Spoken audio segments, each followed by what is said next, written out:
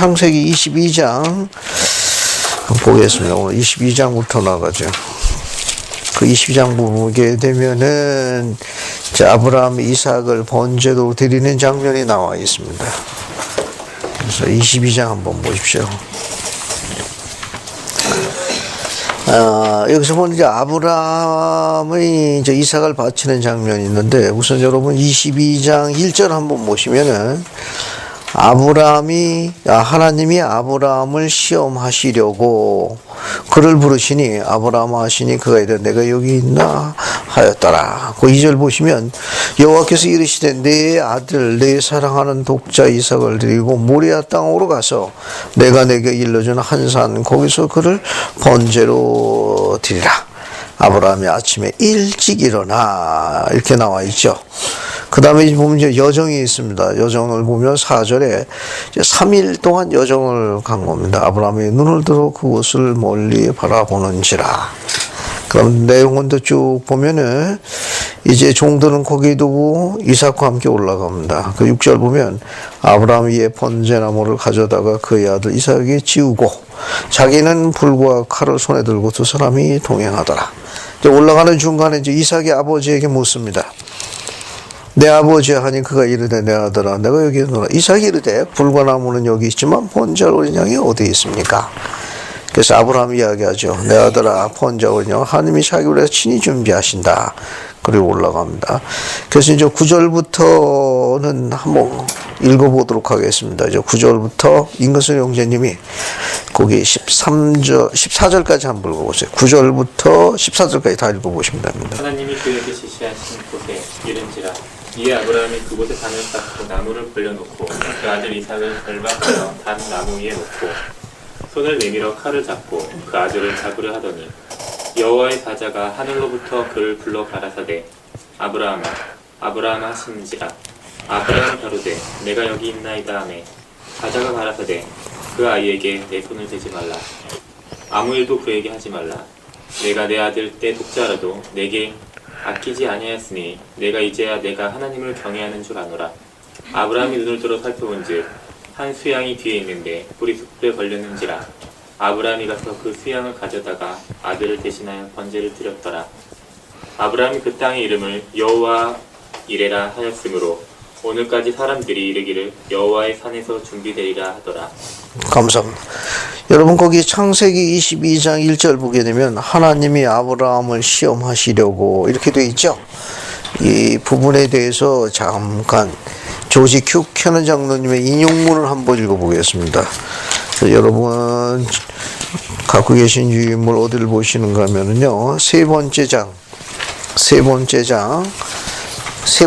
보세요. 세 번째 장 가운데 중간 부분 보면은 주님이 아브라함을 시험하신 이유에 대해 조지 큐캐넌이 언급한 것을 유의하자.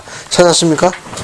꼭 아주 재미있는 인용문이에요. 세 번째 장입니다. 세 번째 장 중간 부분 보시면은 주님이 아브라함을 시험하신 이유에 대해 조지 큐캐넌이 언급한 것을 유의하자. 아브라함이 겪은 시험이 여러분에게 어떤 의미가 있는가? 찾았습니까? 세 번째 장에 있습니다. 세 번째 장 중간 부분에 있어요. 그래서 여기 보면은 왜 주님은 그 내용입니다.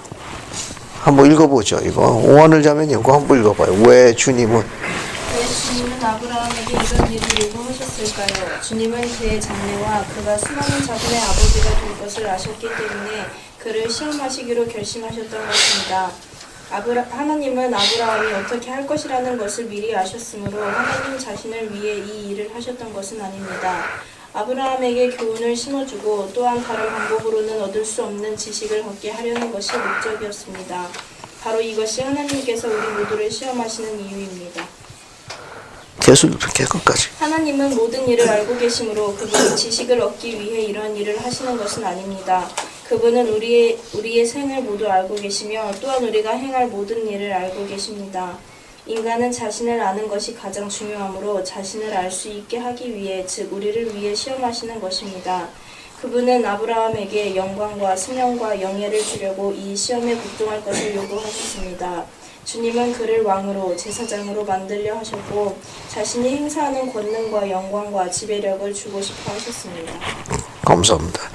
거기 보시면 다시 한번 앞에 부분 보세요. 조지 큐 캐논장 하신 말씀인데 왜 주님은 아브라함에게 이런 일을 요구하셨을까요? 주님은 그의 장래와 그가 수많은 자손의 아버지가 될 것을 아셨기 때문에 그를 시험하기로 결심하셨던 것입니다. 하나님은 아브라함이 어떻게 할 것을 미리 아셨으므로 하나님 자신 위에 이 일을 하신 것이 아닙니다.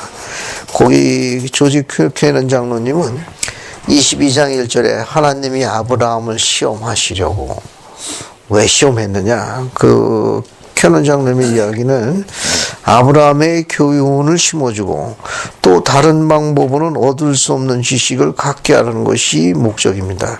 바로 이것이 하나님께서 우리 모두를 시험하시는 이유입니다. 그래서 22장 1절 보면은 하나님이 아브라함을 시험하시려고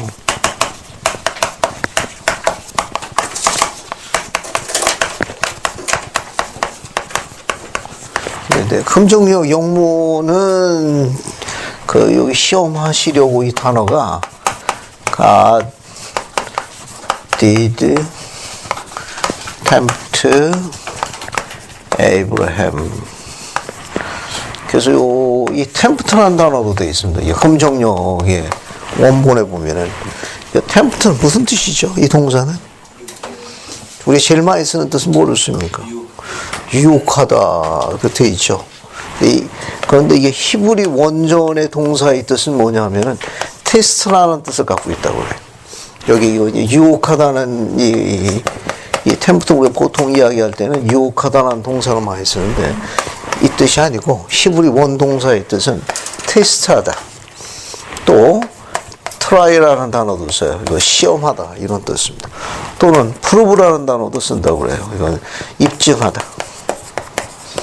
입증하다.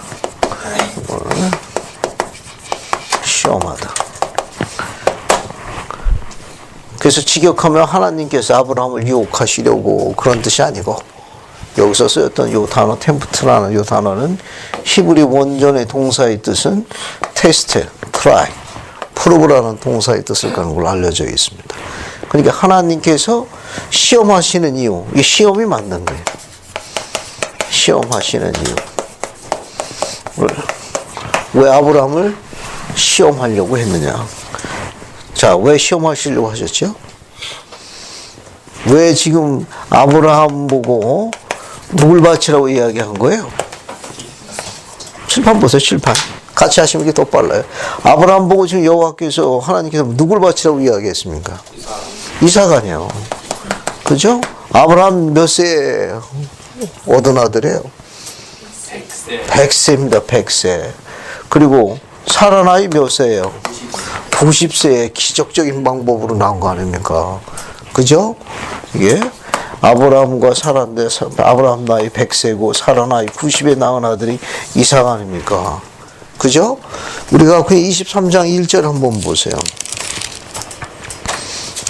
23장 1절 보면은 사라가 거기 살은 나이가 나오죠. 23장 1절 보면 사라가 몇 년 향수했습니까? 127세입니다. 90에 나왔다고 그러니까 그럼 몇 살가 되는 거예요? 30. 대략 이게 23세 창세기 23장 1절에 이야기 되면은 사라가 127세 죽었다고 그랬으니까 만약에 지금 장이 22장이거든요. 23장이니까 거의 얼추 이상 나이가 몇 살을 추정합니까? 40세 정도로 추정할 수 있어요. 대략. 그럼 아브라함 나이가 몇 살이에요? 대략 40년이 지나간 거니까 약 140세로 추정할 수 있는 거예요. 그냥 정확한 나이는 아니에요. 예. 왜냐하면 이게 22장이고 23장 1절에는 사라가 127세 죽었다고 그랬으니까 90에 나왔거든. 그러면 대략 37인데 얼추 따져가지고 40세로 추정해 볼 수 있다는 거예요. 그러면 아브라함 나이도 대략 그냥 140세 정도입니다. 지금 어때요? 하나님께서 아브라함을 시험할 적에 아브라함이 이삭에 대해서 어떻게 생각하고 있는 걸 지적했습니까? 아브라함이 이삭을 100세에 낳은 이 아들을 어떻게 생각했어요? 하나님이 아시나요? 아브라함이 이삭을 어떻게 생각하고 있는지 알고 계셨습니까? 얼만큼 이해하고 계셨어요? 그것을 염두에 두게 하는 문구가 하나 있는데, 거기 2절 보세요, 2절. 내 아들, 그 다음에 뭐라고 이야기했습니까? 내 사랑하는 독자 이삭을 데리고, 아주 정확하게 묘사했죠. 왜냐하면 내 아들, 내 사랑하는 독자 이삭을 데려서, 아브라함이 이삭을 얼마나 사랑했는지 하나님도 알고 계시는 거예요. 가장 소중하게 여기는 거. 아브라함이 어쩌면 자신의 목숨보다 더 소중하게 여기는 걸 지금 뭐하라고 요구하는 겁니까? 바치라고 요구하고 있는 거 아니에요. 그러니까 여기서 여러 가지 상당히 많은 의문점을 갖고 있습니다. 살인하지 말라고 이야기하시는 거고, 또 그걸 가르친 아브라함인데, 또 인간의 자녀, 사람의 자녀를 제물로 바친 걸 가장 협요하시고, 또 그것을 가장 비난하셨던 그분이 지금 뭘 요구하시는 겁니까? 지금 요구하고 있는 게 자녀를 요구하고 있는 거죠. 그죠? 또 이게 알고 계시다는 걸 강조하는 내용이 내 아들, 내 사랑하는 독자라고 분명히 강조하고 있습니다. 근데 그렇게 시험하시는 이유가 뭐냐는 거예요. 왜 이렇게 시험하시려고 했죠? 거기 22장 1절에는 나와 있지 않습니까?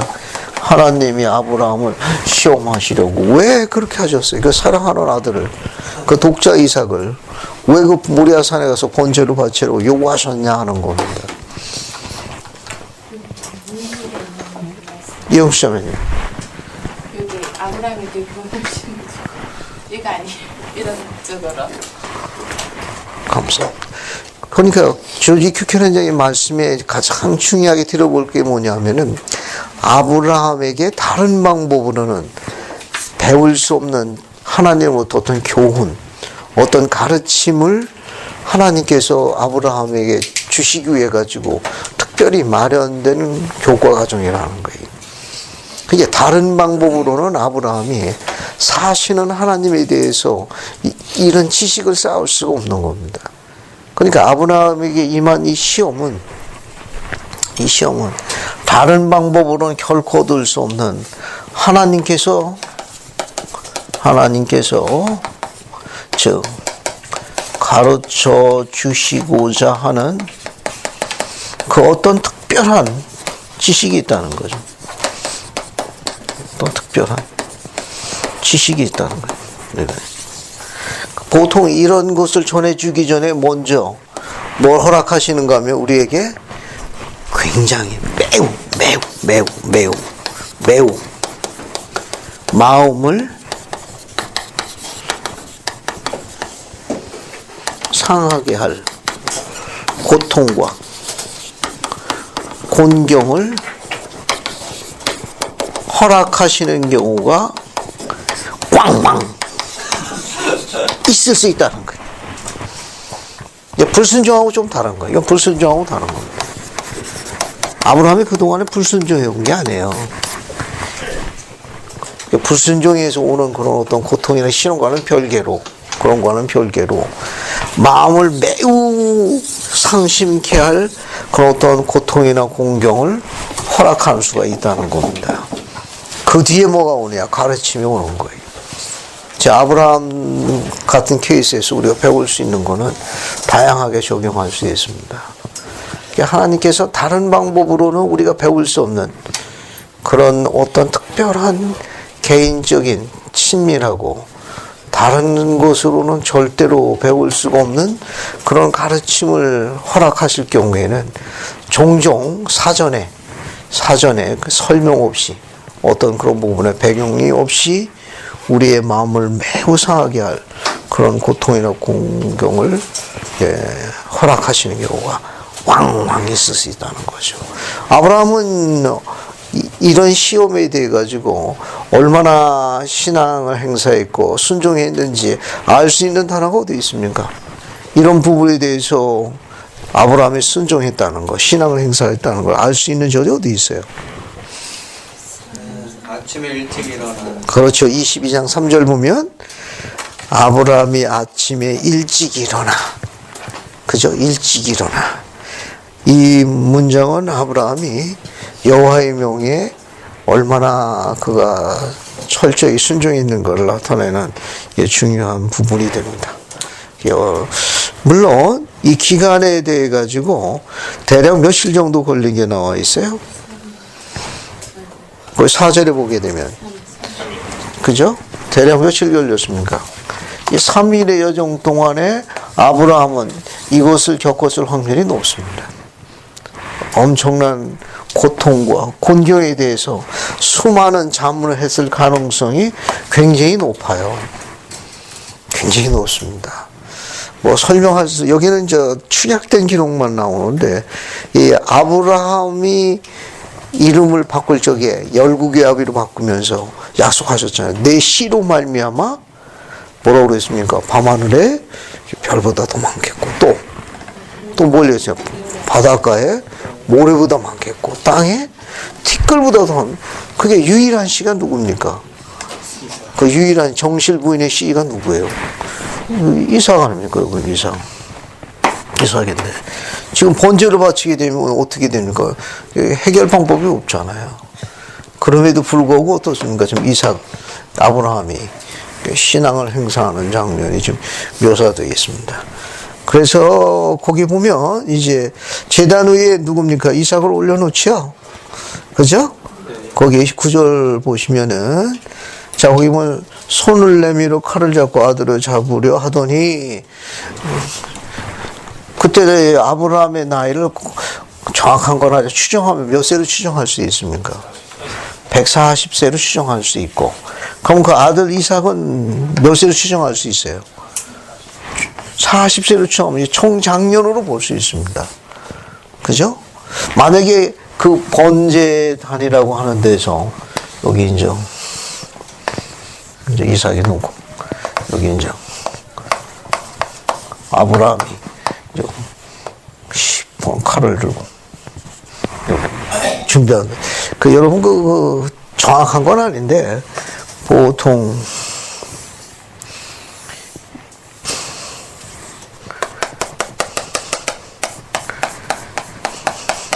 이 번제 칼이 이렇게 생겼다고 그래요.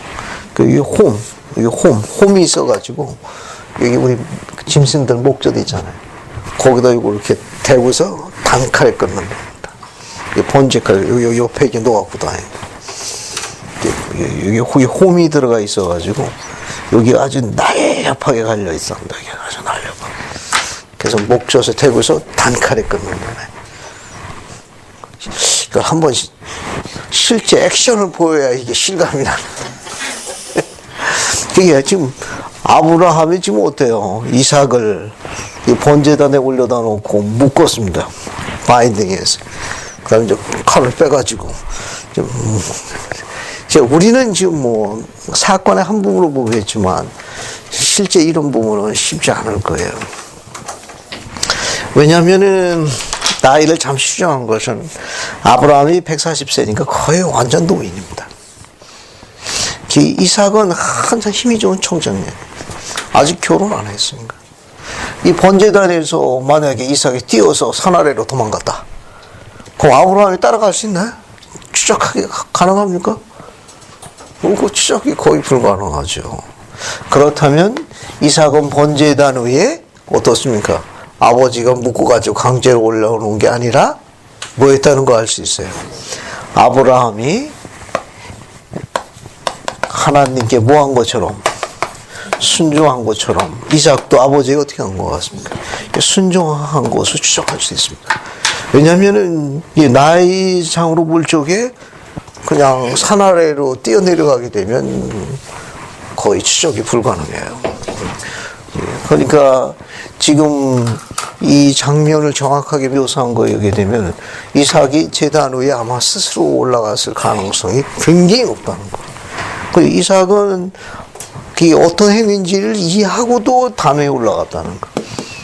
또 아브라함은 그것이 어떻게 이루어진 연령이 이쪽으로 봐. 잘 봤어요. 대략 이해하시겠죠?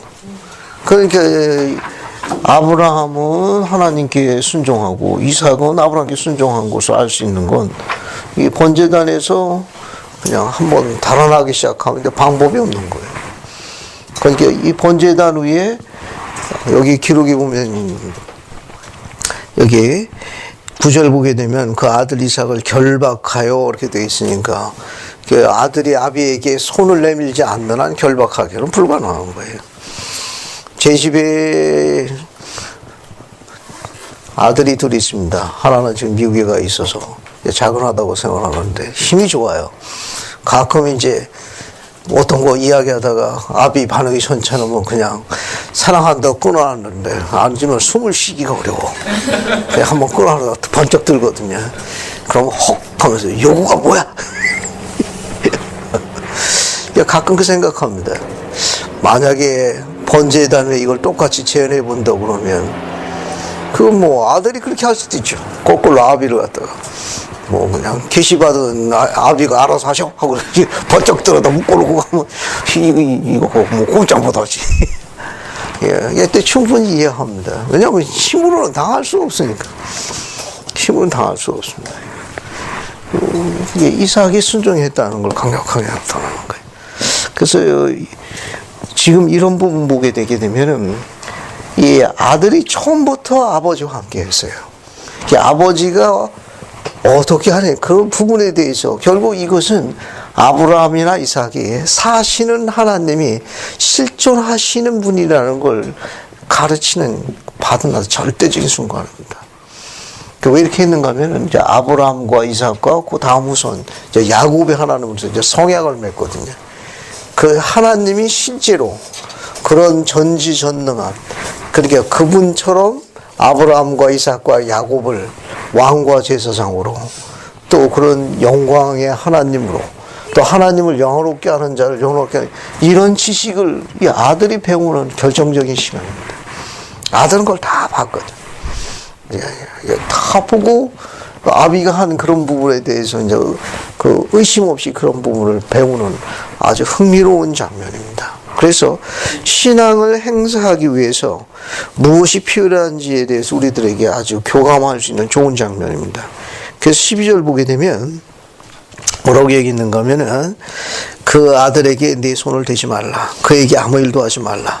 내가 내 아들 독자까지도 내게 아끼지 아니하였으니 내가 이제 내 애가 하나님을 경외하는 줄 아노라. 내 이후로는 내 다시는 너를 이제 이런 일로 가슴 아프게 하지 않을 것이다. 왜? 이게 3일 걸렸거든요. 이게 3일 걸리는 동안 아브라함은 굉장히 마음으로 굉장한 곤경과 고통을 겪었을 거예요. 이게 제일 힘든 것 중에 하나가 자녀를 잃는 거라고 그래요. 제가 눈에 이게 설명하기 어렵답니다. 이게. 근데 이것도 뭡니까? 이걸 갖다 이제 번제로 바쳐 자기 손으로 해야 되니까. 또 아들은 또 정하실지도 불구하고도 아비에게 그냥 온전히 다 맡겼거든요. 이런 부분들은 이 구약에 나와 있는 이런 부분들은 전부 예표입니다. 그러니까 아브라함과 이삭에 관련된 이 부분은 전부 예표예요. 아브라함은 하나님 아버지의 예표가 되고 이삭은 누구의 예표가 됩니까? 예수 그리스도 독생자 예수 그리스도의 예표입니다. 그래도 아브라함은 여기서 어떻습니까? 큰 경험과 축복받죠. 그래도 이삭이 살았잖아요. 그런데 아버지는 독생자 예수님을 어떻게 하셨습니까? 십자가에 다셨잖아요. 그죠? 그래도 아브라함은 그래도 이삭을 다시 품에 안기라도 하지. 아버지는 어떻게 했습니까? 예, 그분의 아들 독생자를 십자가에 다셨잖아요. 누구를 위해서? 우리를 위해서 십자가에 다셨으니까요. 거기에 비하면 우리는 훨씬 더 행운 아들입니다. 그래서 아브라함은 하나님 아버지의 예표입니다. 또 이삭은 예수 그리스도의 예표예요. 왜냐하면은 아브라함과 사라에서 태어나는 이삭의 과정이 기적적 아니에요. 예수 그리스도도 출생 과정이 어떻습니까? 그것도 기적적이거든요. 이게 것이죠. 모든 것이 전부 구약에 나와 있는 신앙의 선조들에게 시험하는 모든 샘플은 전부 아버지와 아들에 관련되어 있는 게 전부 예표입니다. 예표예요. 아들도 어땠습니까? 예수 그리스도도 아버지께서 허락한 그 잔을 게세마네 동산 뭐라고 했습니까? 할 수만 있으면 물리치려고 했잖아요. 그죠? 하지만 이제 아버지 뜻에 순종하기 위해서 그 잔을 마신다고 이야기했지 않습니까? 이삭도 똑같아요. 뛰어내려서 갈 수 있죠. 그런데 안 갔지 않습니까? 근데 이런 아버지와의 아들 관계는 하나님 아버지와 예수 그리스도의 이런 똑같은 과정을 묘사하고 있습니다. 자, 우리가 이런 신앙을 행사하기 위해서 가져야 할 몇 가지 중요한 지식이 있습니다. 그래서 여러분 유인물의 두 번째 장을 한번 보세요. 유인물의 두 번째 장 어딜 보시는가 하면은 여기 우선 중요한 것부터 볼게요. 그 22-2를 보세요. 유인물의 창세기 22장 1절 하나님은 아브라함을 시험했는가? 시험하다. 이게 단어가 이 템프트라는 단어로 되어 있어요. 번역된 낱말은 시험하다, 테스트, 트라이. 그 다음에 증명하다. 프로라는 의미인 히브리어 니사라는 단어에서 나오는 일이다. 그 밑줄 친 것만 보세요. 밑줄 친 것만. 아브라함이 받은 시험은 두 가지 면이 있는데 첫째, 그는 자신에게 매주 소중한 것을 버리라는 요청을 받았다는 것. 옆에 가운데 문자가 합니다. 그러나 더 크지 않는다 하더라도 그의 모처 어려운 시험 중에 하나는 하나님의 성품에 대한 의무를 어떻게 설명할 수 있느냐 하는 것이다. 우상의 제단에서 생명을 잃을 뻔했던 아브라함은 주님의 직접적인 도움으로 목숨을 건졌다. 즉 이것도 아버지 데려가 갖다 제물로 바친 거예요. 그 아버지 데려가 우상을 숭배해가지고 자기 아들 아브라함을 산채로 갖다 바쳤습니다. 그런 가슴 아픈 그런 과거의 일을 갖고 있는 지금 아브라함이 지금 뭐 하고 있는 겁니까? 자기가 가장 협오하는 일을 또 하고 있는 거 아니에요? 아들을 잡아가지고. 그죠? 뒤에 보세요.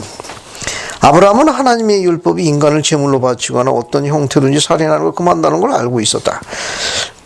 누구나 이런 명을 받으면 의아하게 생각하며 이렇게 자문할 것이다.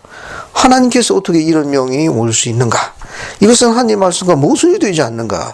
더 나아가서 이 명령 때문에 하나님께서 세우시겠다고 직접 약속하신 성의 혈통이 끝나버리게 된다는 건 알고 아브라함의 고통은 더욱 컸을 가능성이 높다는 것이다. 자, 그 다음에 이제 여러분 건너뛰고 23-2를 보세요. 23-2. 아브라함이 받은 시험의 또 다른 면이 우리에게 큰 의미가 있다. 이것을 이야기하여 구원 얻을 만큼 충분한 신앙을 발전시키기 위한 방법을 설명한 손자 조셉 스미스 추론 과정을 자리해. 이게 신앙 강화라는 책에서 가르친 내용입니다. 그 첫 번째, 신앙을 갖기 위해서는 세 가지 종류의 지식이 필요하다고 가르쳤어요. 즉, 이성과 지혜를 가진 사람이 생명과 구원에 이르는 하나님을 믿는 신앙을 갖기 위해서 필요한 세 가지 사실에 대해서 생각해 봅시다. 첫 번째, 하나님이 실제로 살아계시다는 것에 대해서 의심하지 말고 그걸 분명히 알아야 됩니다. 이게 첫 번째. 이거는 두 번째는 하나님의 성품과 완전함과 속성에 대한 정확한 개념을 갖고 있어야 합니다. 그분이 어떤 분인지를 알아야 돼요. 그래야 신앙이 성장합니다. 실제로 아브라함처럼 이렇게 신앙을 행사하기 위한 제일 중요한 액팅하는 거, 실행하는 제일 중요한 지식은 그 세 번째예요. 그 세 번째가 뭐냐면 실제로 자신이 추구하는 인생 행로가 하나님 뜻에 따르는 것임을 아는 지식입니다. 이게 제일 중요한 거예요. 이걸 알아야만 뭐 할 수 있느냐? 희생할 수 있습니다. 가장 소중한 걸 바칠 수 있어요. 내가 그렇게 하는 걸, 즉 아브라함이 이렇게 아들 이삭을 바치는 것을, 이 인생 행로를 누가 기뻐하는 겁니까? 하나님께서 기뻐하시는 걸 본인이 실제적으로 알아야만 이 일을 할 수 있는 겁니다. 안 그러면 일 수행하기가 어려워요. 이건요. 그 다음 밑에 거 2번 보세요. 자신의 생이 하나님 보시기에 합당하다는 걸 아는 것은 신앙 발전에 대단히 중요하다. 밑줄 친 것만 봅시다. 자신이 추구하는 인생 항로가 실제로 하나님 뜻에 따른 것임을 아는 지식은 하나님을 신뢰할 수 있게 해줍니다. 밑에 건너뜁니다. 예수 그리스도를 아는 것이 가장 훌륭한 것인데 비하면 만물은 아무런 가치가 없는 것이라는 생각에서 자신의 성품과 명성, 명예, 갈채, 집, 땅, 형제와 자매, 아내와 자녀, 그리고 자신의 생명까지 바칠 수 있으려면 자신이 하나님의 뜻을 행하고 있다고 단순히 믿거나 가정하는 이상의 것이 필요합니다. 그러한 고통이 끝나면 자기가 영원한 안식에 들어가 하나님의 영광을 채우게 되는 걸 실제로 확실히 알아야 합니다. 그래야만 이게 가능하다는 거죠. 뒤로 넘어갑니다. 세 번째 지기도 한번 보세요. 선지자 조셉이 가르치는 유명한 인용문입니다. 자기 생활이 하나님을 기쁘게 해야 되는 걸 알 수 있는 유일한 길은 하나님이 요구하시는 것이면 무엇인데 기꺼이 희생한다는 지식입니다. 미주신 것만 보세요. 여기 모든 걸 희생하지 않아도 되는 종교는 결코 생명과 구원을 가져오는데 필요한 믿음을 가져올 충분한 힘을 가질 수 없습니다. 건너뛰고 미치신 거 보십시오. 하나님께서는 사람들이 희생을 통해서만 영생을 누리도록 예정하셨습니다. 그리고 우리가 하나님께서 기뻐하시는 일을 하고 있다는 확신을 갖게 되는 계기도 모든 세상에 속하는 것을 희생할 때 찾아오는 겁니다. 이거는요. 그리고 네 번째 보세요. 네 번째. 하나님이 요구하시는 대로 희생하기를 주저한다면 하나님에 대한 신앙을 갖는 능력이 감소한다. 밑에 인용문도 아주 많이 인용합니다. 자, 우선 그거 읽어봐요. 하나님을 위하여. 하나님을 위하여 이렇게 희생하지 않는 사람은 그들이 추구하는 과정이 하나님 보시기에 좋은지 어떤지 알 수 없습니다. 그들은 어떤 신조와 의견을 갖고 있든 그들에게는 의심과 불확실한 마음밖에 없게 됩니다. 확신이 없고 의심밖에 없는 곳에는 신앙이 없으며 있을 수도 없습니다. 한 사람에게 의심과 신앙이 동시에 있을 수는 없으므로 마음에 의심과 두려움이 있는 사람은 흔들리지 않는 믿음을 가질 수 없고 흔들리지 않는 믿음이 없으면 신앙은 약해지며 신앙이 약해지면 그리스도인 예수 그리스도와 함께 하나님의 상속자가 되기 위해 견뎌야 하는 반대와 환난과 시련을 이길 수 없습니다. 그들의 마음은 약해지고 악마가 그들을 지배하며 멸하게 됩니다. 감사합니다. 자, 그러면 우리는 여기서 다음 파트 넘어가기 전에 여기서 배울 수 있는 몇 가지 중요한 사실이 있어요. 아브라함이 이삭을 바치라는 이 가르침부터 우리는 뭘 배우느냐? 하나님께서는 그 어떤 가르치시는 가르침, 교훈을 주실 적에는 사전에 우리에게 설명해 주지 않고, 통보해 주지 않고, 우리 마음을 뭐하는, 엄청 아프게 하는 그런 고통이나 공경을 허락하시는 경우가 있다고 이야기를 했습니다. 그때 아브라함처럼 이 고통 중에 그 지치고 힘든 그 여정 가운데 저렇게 신앙을 행사하려면 세 가지 지식이 필요하다고 그랬습니다. 그 세 가지 중에 하나가 뭐라고 그랬죠? 하나님이 실제로 살아계시다는 것을 분명히 알아야 돼요. 두 번째는 하나님의 성품이라든지 속성이라든지 그분에 관한 정확한 지식을 갖고 있어야 됩니다. 그 다음에 세 번째는 실제로 액팅하는 데는 어떤 지식이 필요합니까? 자신이 택한 인생 행로가 누구 뜻에 따른 거예요? 하나님의 뜻에 따른 거고, 그러고 해서 누가 기뻐하신다는 걸, 하나님 기뻐하신다는 걸 누가 알아야 됩니까?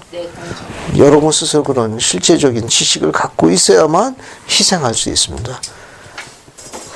안 그러면 희생하기 어려워요.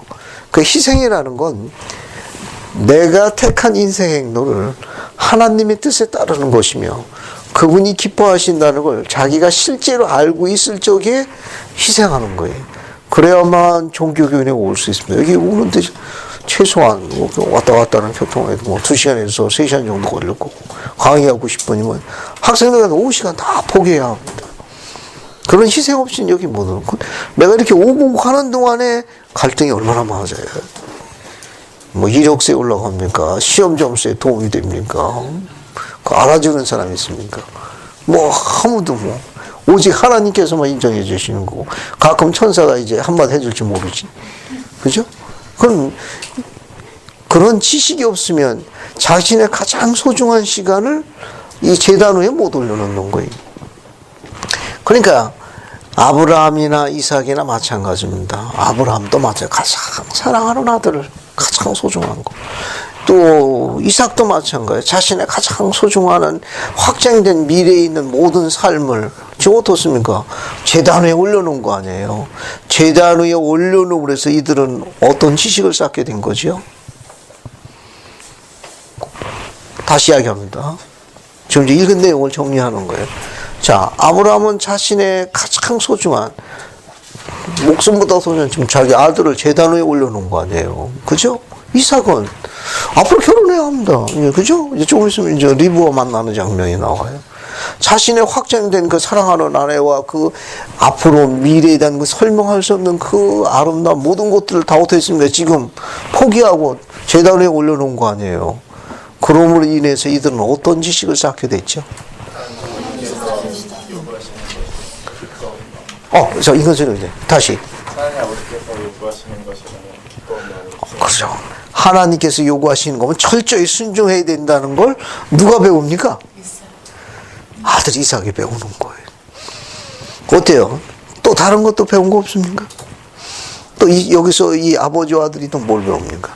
하나님께서 요구하시는 건 철저히 따라야 한다, 순종한다는 걸. 이 아들이 확실한 교육을 받죠.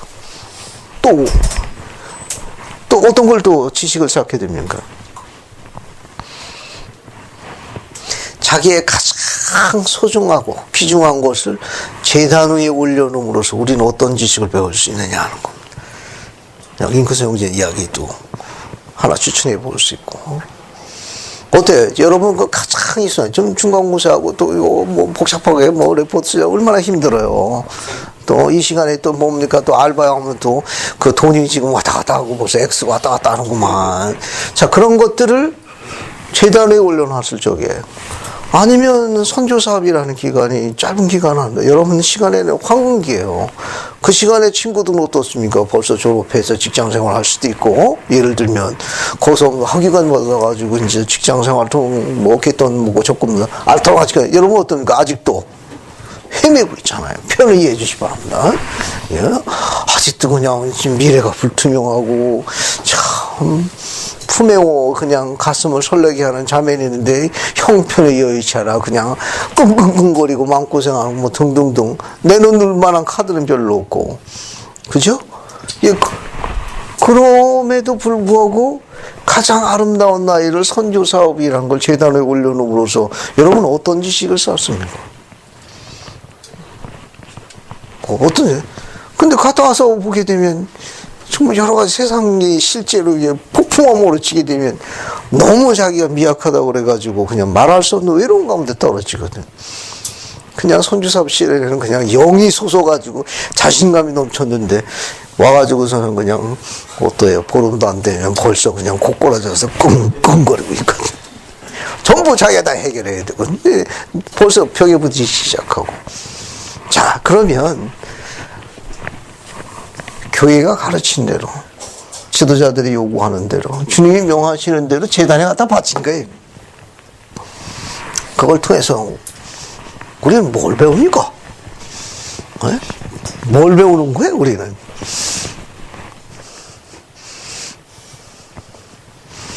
너무 고민하시지 말고 너무 어려운 문제 앞에 보세요. 앞에 윤흥환 강사의 원리를 따르게 여러분 너무 겸손하신 것 같아가지고. 윤흥환 강사는 어떤 강사가 윤흥환 강사입니까? 혼자 질문하고 혼자 답한다. 이 진짜 얼굴이 좀 피시는 거. 앞에 보죠. 가장 소중한 것을 재단 위에 바칠 때 그때 자신이 얻는 가장 중요한 지식은 내가 하나님께 가까이 갔다는 설명할 수 없는 뿌듯함이에요. 내가 정말 하나님을 사랑하는 그때 아는 거예요. 지금까지는 잘 몰랐거든. 내가 그분이 살아계시다는 거는 내 긴가민가에서 뭐 별 탈 없이 잘 지내왔는데 정말 소중한 걸 재단에 올려놓을 때 아, 내가 정말 하나님을 사랑하는구나. 그분이 살아계시구나. 내가 현재 갖고 있는 그것에 인한 불편함과 고통에 대해서 조금 더 그분을 원망하거나 불평한 생각이 만큼도 안 드는 거예요. 감사한 거예요. 그분이 실존한. 그래서 뭘 배우는가 하면은 그분이 나를 위해서 정말 속죄하신 분이구나. 세상에서 결코 한 번도 느껴보지 못했던 그분이 십자가에 달려서 속죄에 대해서 이제 눈이 떠지기 시작합니다. 눈이 떠지기 시작하면서 그분도 그렇게 낮아지셔서 세상을 사셨거늘 자신도 어떻게 됩니까? 견디게 되죠. 거기서 그런 중요한 지식을 배우기 시작합니다. 하나님이 실제로 살아계시고 내가 그분을 사랑하고 그분도 나와 훨씬 더 친밀한 개인적인 관계를 갖는다는, 그냥 조셉에게 나타나신 것처럼 아니하셔도, 모로나의 천사를 보내는 것을 아니하셔도 죽어도 그분이 살아계신 거에 대해서 티끌만큼도 1인치도 뒤로 물러서지 않다는 그런 지식을 갖게 되는 순간이에요. 그걸 자기 걸 걷다 안 올려놓으면은 그 지식을 습득을 못합니다. 불가능해요. 그러니까 이런 희생의 발열에 재단에 올린 사람의 공통된 특징은 처음과 끝이 한결같다는 거예요.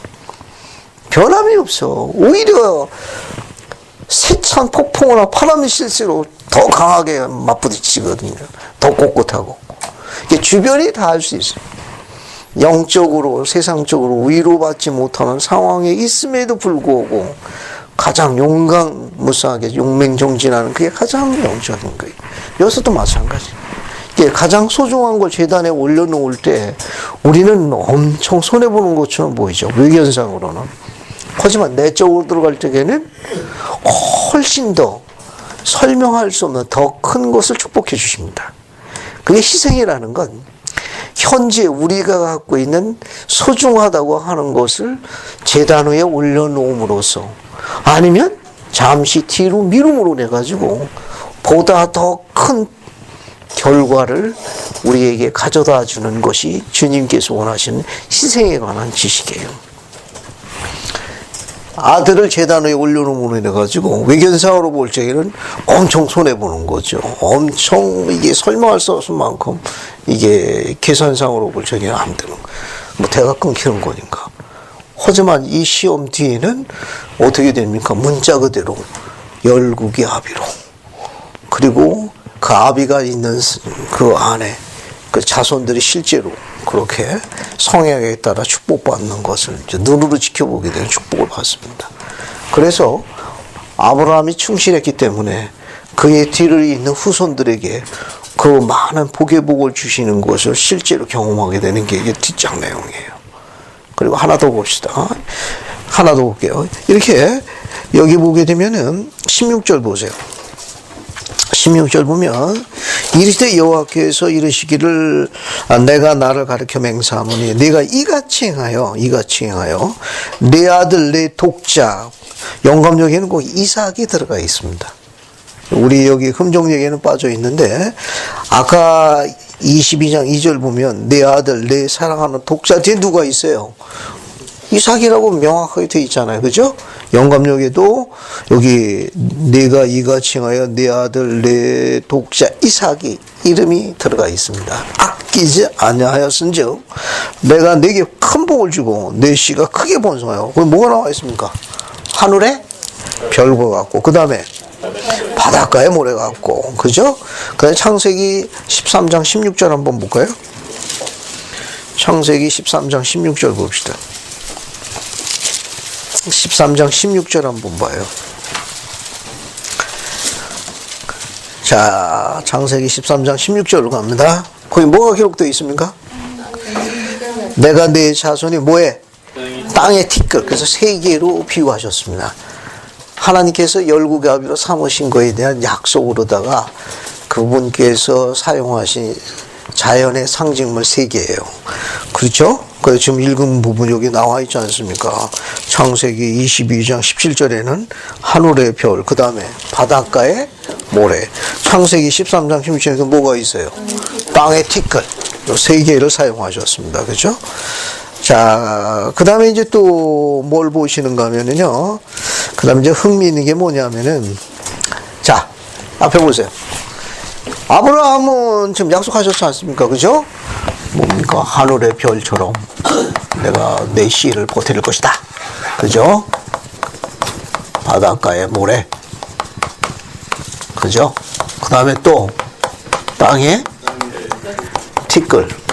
내가 이렇게 너를 자손을 번성케 해서 뭘 산다고 그랬습니까? 열국의 아비로 내가 널 세울 것이라. 그럼 이삭도 뭔가 상급을 받아야 되는 거 아니에요? 그죠? 그 이삭도 상급을 받아야지. 아브라함을 이렇게 승해가지고 이런 열구아비라서, 야, 내가 너를 열구아비로 세우고 반드시 내가 내 자신에게 맹세하고 내가 지키러 갔다. 이야기하셨으면 그래도 이삭도 뭔가 찌간 좀 상급을 받아야 되지 않겠습니까? 자기도 제단에 올라간 사람이니까, 그죠? 흥미있는 기록이 하나 있습니다. 자, 우리가 갖고 있는 어디를 보시는가 하면 23절 한번 보세요. 23절 보면은, 봤습니까? 23절 보시기 전에, 거기 22절 맨 끝에 보게 되면 누가 나옵니까? 22절 맨 뒤에. 부드엘이라고 나오죠? 거기 창세기 22장 22절. 20절 맨 끝에 뒤에 보면 누가 나옵니까? 부드엘이 나오잖아요. 그죠? 그 20절 보게 되면은 나홀이 밀가하고 결혼해가지고 자녀를 낳는데 그 자녀 중에 누가 있습니까? 22절 맨 뒤에 부드엘이 나오죠. 그 다음 23절 보면 어떻게 되어 있습니까? 아브라함의 형제 나홀 안에 밀가의 소생인데 그 중에 부드엘은 누구를 낳았고? 리브가를 낳았고. 이게 흥미있는 게 뭐냐면 이 22장 23절에 이삭의 아내 리브가가 출생했고 라고 기록되어 있습니다. 이 경전에 이제 감추어진 것 중에 하나 흥미있는 건 뭐냐면은 거룩한 남자는 그 곁을 지킬 수 있는 거룩한 여자를 보내신답니다. 이 거룩한 남자 이삭을 이미 보내서 그 시험에 합격하자 그 옆을 지킬 누굴 보냅니까? 거룩한 여자 리브가를 세상에 보냈어요. 그 다음 장에 이어지는 게 24장이 바로 이 리브가에 관한 기록입니다. 우연이라고요? 우연처럼 보이지 않습니다. 뒤에도 이제 그런 부분이 굉장히 많이 볼 수 있어요. 그래서 하나 계속 넘어가 봅시다. 24절 보세요. 24장. 자, 그 1절 보면은 아브라함의 나이가 많아 늙었고, 그 다음 기전이 뭐라고 되어 있습니까? 그 뭐라고 되어 있어요? 24장 1절에. 여호와께서 그에게 범사에 복을 주셨더라. 여러분, 이 단순한 이 문장에서 여호와께서 아브라함에게 범사에 복을 주셨더라. 여기서 무슨 중요한 원리 같은 거 하나 뽑아볼 수 없지 않겠습니까? 그냥 문장은 단 한 줄이에요. 그죠? 아브라함의 나이가 많아 늙었는데 여호와께서 그에게 범사에 복을 주셨더라. 어때요? 우리도 그 나이가 많아 늙었는데 우리도 이렇게 기록을 남길 수 있나요? 아니, 이게 아브라함 말고도 우리도 아브라함의 후손이니까 아브라함이 성향을 우리도 성향을 맺었어요. 우리도 이제 나이가 많아 늙었을 적에 이 기절을 한번 적어보자는 거죠. 이건 아브라함이 나이 많아 늙었는데 그 기절은 여호와께서 그에게 범사에 복을 주셨더랍니다. 우리도 이 기록을 한번 남겨보자는 거죠.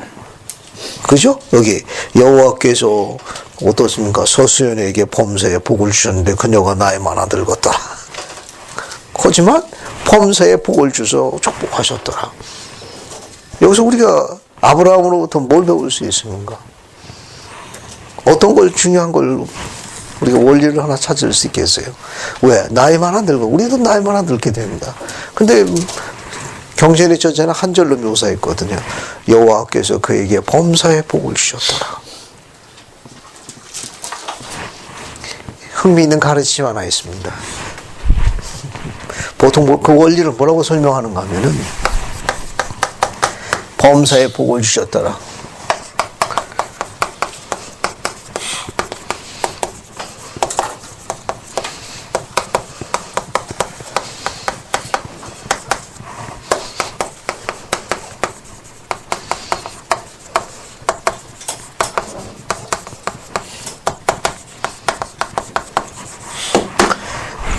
보통 우리가 이렇게 그 원리를 찾아보라 하면 보통 이 원리를 많이 추천합니다. 그러니까 주님은 주님을 영화롭게 하는 자를 그를 영화롭게 하십니다. 그러니까 주님을 영화롭게 하는 자를 주님께서 영화롭게 하세요. 그래서 범사에 다 복을 주셨더라. 이렇게 묘사했습니다. 그래서 24장 1절에서 우리가 뭘 찾아볼 수 있느냐? 예. 주님을 영화롭게 하는 자는 주님께서 그를 또 영화롭게 하십니다. 그 원리를 찾아볼 수 있습니다. 이제 이삭이 이제 리브가를 아내로 이제 맞이하는 장면인데, 그래서 이제 한번 봅시다. 쭉 보시게 되면 또 재밌어요, 이것도. 자, 한번 쭉 그냥 같이 읽어서 쭉 넘어가겠습니다. 언제든지 항상 설렘을 주는 건 자신의 반려자를 찾는 이 사건이 가장 흥미롭습니다. 특히 인생에 있어서 가장 중요할 점은 후기 성도에 있어서 인생에서 가장 중요할 점은 뭐에 관한 결정입니까? 최정자매. 후기 성도로서 인생에 있어서 가장 중요한 결정이 무슨 결정인 것 같아? 그 결혼에 관한 거. 미래의 반려자를 선택하는 결정입니다. 그 결정은 해왕국하고 맞먹는 거예요. 후기 성도로서는 것입니다. 후기 성도의 결혼과는 해왕국하고 맞먹습니다. 여기도 마찬가지. 여기도 마찬가지입니다. 그 우리 젊은이들이 인생에 있어서 제일 중요한 결정 중 하나는 결혼에 관한 결정이에요. 반려자에 관한 겁니다. 24장이 도움이 될 거예요. 도움이 될 겁니다. 그래서 아브라함이 이제 이삭의 아들의 이제 반려자를 맞이하는 장면이 있어서 이 경전에 나와 있는 독특한 예입니다. 그래서 우리 몇 가지 가르침을 배울 수 있어요. 그래서 아브라함이 자기 집의 모든 수를 맡은 늙은 종, 소위 오늘날로 얘기하면 집사에 해당하겠죠. 그렇죠? 청컨대 내 허벅지 밑에 내 손을 넣어라. 그러니까 결혼에 관한 거 성향 맺으려면 어디다 손 넣어야 돼요? 거기 허벅지 밑에 손 넣어야 되네, 그죠? 그래서 조금 뉘앙스가 좀 고약하죠, 이게. 선지자 조셉 스미스는 이 허벅지를 단어를 바꿨습니다. 왜 허벅지라는 단어를 오늘날 우리가 보통 그 추천하게 되면 이게 그 고대에 있는 분들은 이제 악수를 할 적에 서로 이렇게 손목을 잡았다고 그래요, 이게. 우리는 이제 악수할 때 이렇게 하지 않습니까? 이제 고대에 있는 분들은 이렇게 잡았다고 합니다. 그러니까, 선지자 조셉은 아마 그런 형태의 그런 아마 표현으로 설명했습니다, 조셉은. 그러니까 이제 그 허벅지 밑에라는 그 원 단어 뜻이 아주 좀 미묘한 단어가 돼가지고 그 신체의 그 생식에 관련되어 있는 바로 밑부분을 나타내는 단어로 돼 있어가지고 아주 좀 고약한 단어입니다, 이게. 그거 갖고 또 장난하게 되면 목 아프고, 이제 그런 부분인데, 이제 손자 조셉은 그 단어를 아예 바꿨어요. 핸드라는 단어로. 아주 그 단어를 허벅지라는 단어에서 핸드라는 단어로 바꿨었습니다. 그 말은 뭐냐면은, 아들에 관한 그 임무를 수행하면서 이것이 그냥 부탁하는 게 아니라 주님의 명이다. 주님의 명이다. 그래서 그것을 내가 성약으로 알고 이것을 반드시 이루어야 한다. 예, 그런 거에 대한 그 약속의 표징으로 그렇게 서로 손을 이렇게 잡은 것으로 이렇게 묘사하고 있습니다. 그래서 이제 거기 보시게 되면은 그래서 3절, 4절 보게 되면은 뭐라고 그랬습니까? 이 지방에 거하는 가나안 족속의 딸 중에서 내 아들에 위하여 아내를 택하지 말고 어디로 가라고 그러십니까? 내 고향, 내 족속으로 가서 내 아들 이삭으로 해 아내를 택하라.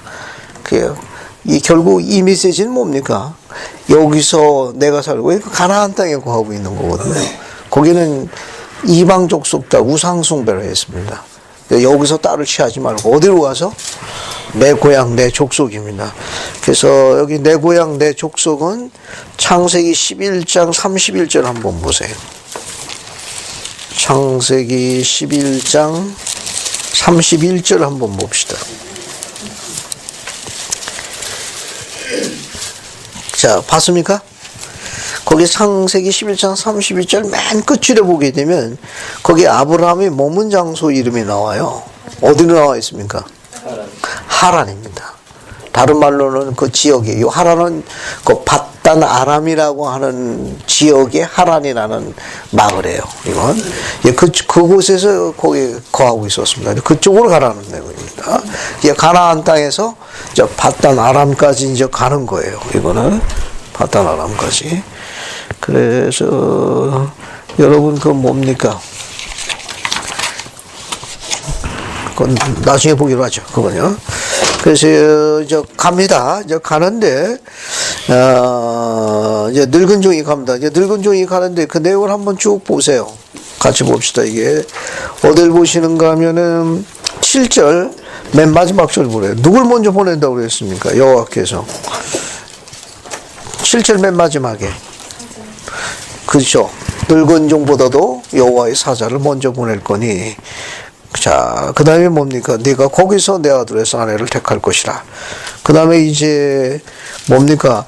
만일 여자가 너를 따라오려고 하지 않아도 상관없으니까 걱정하지 마라. 그 대신 요구한 게 뭡니까? 8절에 오직 내 아들을 데리고 그리 가지 말지니라. 아브라함은 늙은 종에게 뭘 요구했습니까? 혼자 가라는 거죠. 아들 이삭을 데리고 가지 말고 내가 가서 내 아들의 그 아내를 찾아갖고 오너라. 오늘날 우리가 볼 적에는 이게 설득력이 있나요? 어떻게 생각합니까 이게? 아니 집에 있는 집사가 어때요? 내 아내를 구하러 이렇게 가는 거에 대해서 어떻게 생각합니까? 어떻게 생각해요? 쉬울 것 같습니까? 누가 따라가야 됩니까, 사실은? 이삭이 따라가야 되는데, 이삭을 왜 데리고 가지 않도록 허락을 안 했죠? 왜 이삭 데려가는 걸 허락을 안 했습니까? 정말 중요한 사람은 이삭인데. 아니, 우리 교회에서 가르치지 않습니까? 자신의 반려자는 누가 결정합니까? 계시형을 누가 받는 거예요? 본인이 받는 게지. 부모가 받나? 여기는 어떻게 된 겁니까, 여기는? 여기는 어떻게 된 겁니까? 여기는 이삭을 못 데리고 가겠네. 물론 시대적 배경이 있기는 해요. 근데 어떻게 된 겁니까? 왜 아들 이삭을 데리고 가는 거 허락하지 않았죠? 왜 데리고 가는 걸 허락 안 했습니까? 아니, 여러분, 어때요? 형제 되는 우리 아들 되신 여러분들, 미래의 반려자를 아버지가 너는 집에 꼭 있어. 아빠가 알아서 찾아올 거야. 그럼 여러분, 어때요? 그리하옵소서. 처분만 바라겠습니다. 어때 여러분, 그럴 자신이 있어요? 자.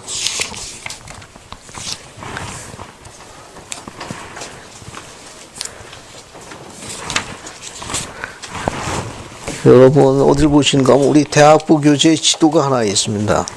대학부 교재 65쪽 보시면은 65쪽 보시면 여기가 가나안 땅에서 여기 이제 하란까지 가는 거예요.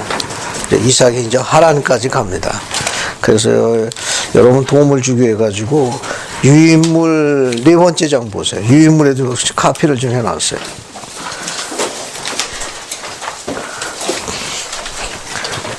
유인물 보세요. 유인물. 봤습니까? 거기 그 지도에 보게 되면은 여기 하란에 있는 데가 요 밑에 한참 밑에가 가나안 땅이에요. 여정이 굉장히 깁니다. 아주 굉장히 여정이 길은 여정이에요. 여기 요 밑에 한참 밑에가 이제 가나안 땅. 예루살렘 그 헤브론 근처예요. 거기서부터 이 하란까지 가려면 여정이 굉장히 길었습니다. 근데 흥미있는 건 이 여정의 이 지역이 전부 이방 족속이 거하는 길이에요. 그러니까 여기 가가지고 여정이 길었기 때문에 이삭이 혈기왕성한 총장년입니다. 그래서 혹시 우기철이라든지 또 여러 가지 이런 부분에서 거하게 되면 폭행 기간을 거기서 머물고 있어야 되는데 거기 이방 족속 딸들이 이삭을 쉽게 포기를 안 할 겁니다, 아마. 그러면 어때요? 성약을 이루고자 하는 이 계획이 무산됩니다. 그래서 아브라함 그 이삭을 가나안 그 우상 숭배 지역에 오래 머무르는 것을 허락하지 않은 거예요.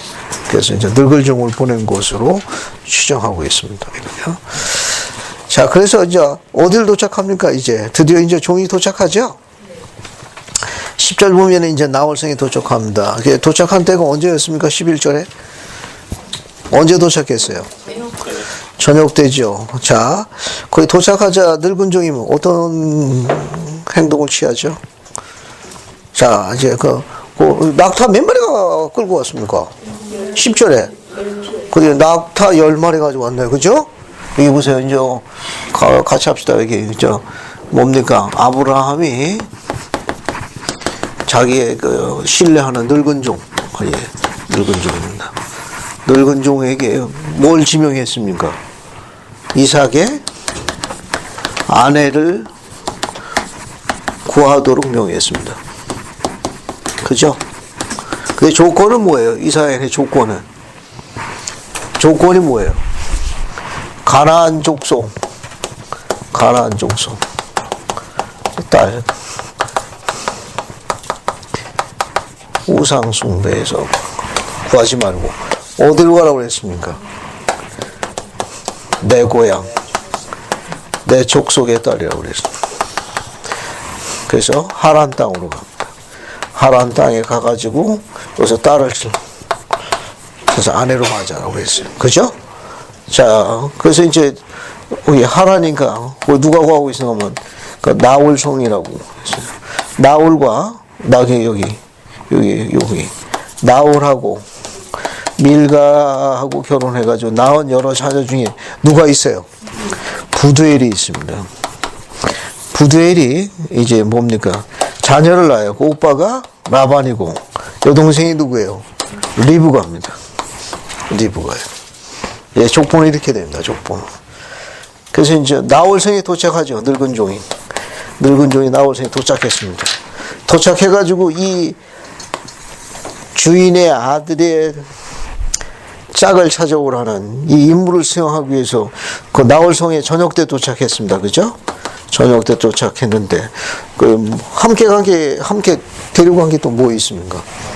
낙타 몇 마리? 10마리. 그 10마리에다 뭐 싣고 간 거예요? 연경이요? 10마리, 낙타에다 뭐 10마리씩이나 가져왔을까? 먹을 거 또 다른 거 안 가져왔어? 그런 거 가져가자. 어때요, 영상이? 그만 좋아하겠다. 그렇죠.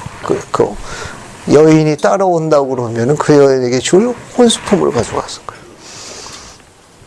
낙타 10마리 정도면 아브라함의 재력이 대단한 겁니다. 뭐 어쨌든 연경이 말대로 먹는 것도 중요해요. 그 즐거움이 있어야 그 광야를 버티죠. 이거는. 자, 저녁 때 도착해가지고 할 때 여인들이 우물가에다 그냥 낙타를 풀어놓은 겁니다. 그러니까 저녁 때 되니까 여인들이 어떻게 해요? 당시에 여인들이 그 물 항아리에다 물 받으려고 이제 쭉 나오거든요. 자, 도착하자마자 늙은 종이 제일 먼저 한 행동이 뭐였습니까? 네? 뭐 했어요? 여러분 한번 자세히 한번 들어보시죠. 거기 도착하자마자 이 중요한 임무를 수행하기 위해서 그 제일 먼저 하는 행동이 뭡니까? 어디 나와요? 기도했다는 게 12절 정상원이 한번 읽어봐요. 그가 이르되 우리 주인 아브라함의 하나님 여호와여 원하건대 오늘 나에게 순전하게 만나게 하사 내 주인 아브라함에게 은혜를 베푸시옵소서. 감사합니다. 여기서 우리 뭐 아브라함 이 늙은 종부터 뭘 배울 수 있죠? 네? 여기 12절에서 아브라함의 늙은 종으로부터 우리가 뭘 배울 수 있습니까? 전부의 자매, 이 늙은 종이 그 우물가에서 기도하는 거에서 뭘 배울 수 있나? 뭘 배울 수 있어? 우리가 인생에 있어 지금 가장 중요한 결정을 내려야 되잖아요. 그때 이 늙은 중에 제일 먼저 한 게 뭡니까? 기도한 거예요. 결혼에 관해서 뭐 해야 된다는 겁니까? 기도하는 거예요. 기도하면 아버지께서 어떻게 하신다는 거예요? 하나님께서 인도해 주신다고. 또 인도를 받는 내용이에요. 뒷내용은. 결혼에 관해서는 반드시 뭐 해야 된다? 기도해야 되는 거예요. 전부의 자매 알겠어? 전부 기도해야 돼. 지금 배우는 내용이 바로 그 내용이에요. 그러니까 우리가 인생에 있어서 가장 중요한 결정을 내릴 때 하늘의 인도가 필요하다는 거예요. 기도하면 도와주신다는 걸 설명하는 내용이에요. 따라서 이 기도는 딱 한 번만 하는 거죠. 우물가에 도착할 때만. 맞습니까? 날마다 해야 돼요. 매일 해야 됩니다. 나이가 어릴수록 좋아요. 알겠습니까? 그런 합당한 하나님의 자녀가 될 수 있도록 간구해야 합니다. 여기 늙은 종은 제일 먼저 한 일이 뭐냐? 하나님께 도움을 청했습니다. 그리고 자기가 갖고 있는 그런 부분에서 재혼을 하죠. 그 재혼한 내용이 뭐냐? 한번 읽어보세요. 서영경 자매, 거기 13, 14절을 한번 읽어봐요. 사람의 딸들이 물길로 나오니 싸우니 내가 오늘 곁에 서 있다가 한 소녀에게 이르기를 청하건대 너는 물송이를 기울여 나로 마시게 하라. 하리니 그의 대답이 마시라.